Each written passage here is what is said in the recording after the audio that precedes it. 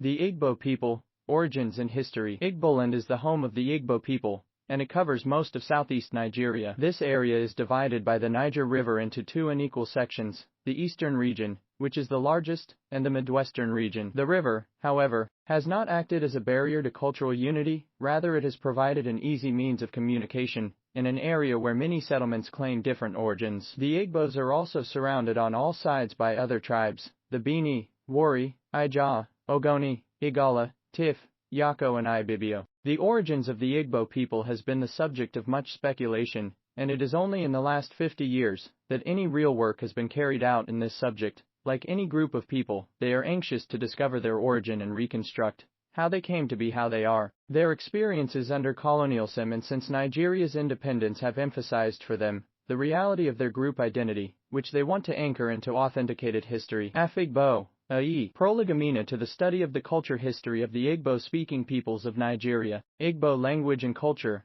Oxford University Press, 1975, 28. Analysis of the sources that are available, fragmentary oral traditions, and correlation of cultural traits, have led to the belief that there exists a core area of Igboland, and that waves of immigrant communities from the north and west planted themselves on the border of this core area, as early as the 9th century. This core area, Ori, Orlu and Okigwe, forms a belt, and the people in this area have no tradition of coming from anywhere else. Migration from this area in the recent past tended to be in all directions, and in this way the Igbo culture gradually became homogenized. In addition to this pattern of migration from this core area, other people also entered the Igbo territory in about the 14th or 15th centuries. Many of these people still exhibit different characteristics from that of the traditional Igbos, for example geographical marginality, the institution of kingship, a hierarchical title system, and the Amosu tradition, witchcraft. For some time some Igbo-speaking peoples claimed that they were not Igbo.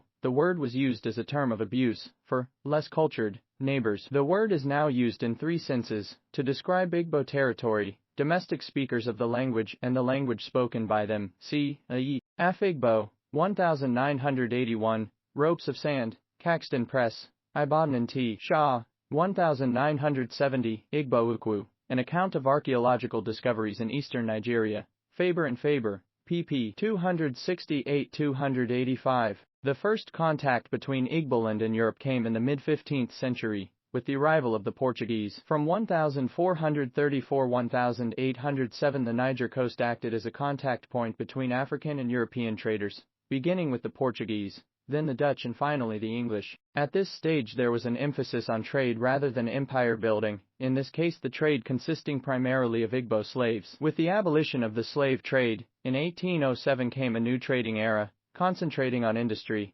palm products, timber, elephant tusks and spices. At this point the British began to combine aggressive trading with aggressive imperialism. They saw the hinterland as productive, and refused to be confined to the coast. In 1900 the area that had been administered by the British Niger Company became the Protectorate on southern Nigeria, also incorporating what had been called the Niger Coast Protectorate. Control of this area then passed from the British Foreign Office to the Colonial Office. Long before it had officially been conquered, Igboland was being treated as a British colony. Between 1900 and 1914, when northern and southern Nigeria were amalgamated, there had been 21 British military expeditions into Igboland. In 1928, for the first time in their history, Igbo men were made to pay tax. They were a subject people. This attempt to take over political control of Igboland met with resistance and cultural protest in the early decades of the 20th century. A nativistic religious movement sprang up, the Ekumeku, which inspired short-lived, but feverish messianic enthusiasm. The rumors that the Igbo women were being assessed for taxation